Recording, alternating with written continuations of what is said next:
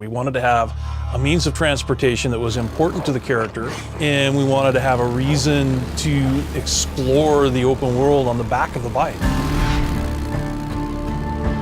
Because Deacon is a member of the Mongrels MC, which is an outlaw motorcycle club built around motorcycles, the bike is symbolic as well as a physical thing that he uses to survive. And that's one of the reasons why we really wanted to explore this type of a character in a post-apocalyptic setting, is because his connection to his bike is deeper, I think, than any other type of vehicle that you could have if you were just an average Joe living in this world. One of the things that we have worked so hard on in the game is making the bike fun, whether you ride a real bike or not. So with just an hour riding around on this bike, you can start feeling like you're a pro, even if you've never ridden a real bike. And that's one of the taglines for the game, is ride the broken road. In the story, the government comes in and blows up these bridges because they're trying to stop the horde.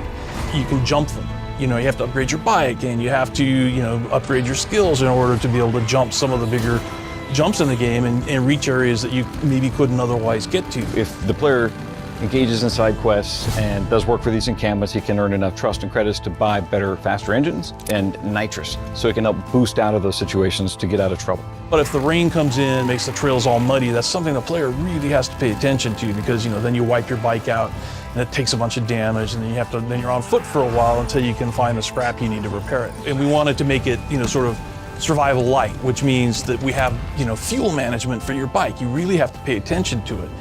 We didn't want to get heavy-handed with it, but on the other hand, we wanted it to feel like there were stakes. It's a world where the bike is your edge, but it's also a liability, and that you gotta manage it, and people want to take it from you. It's not just choosing where, making sure you park far enough away so they don't hear you. It's also, hey, I'm gonna park it so that I can turn it this way, so if I need to make a quick getaway, I can just get on my bike and ride. But also, if you've upgraded your saddlebags and you have more storage, you might have extra ammo that you've brought with you. Move up on him! There is a full suite of customizations you can do on the bike.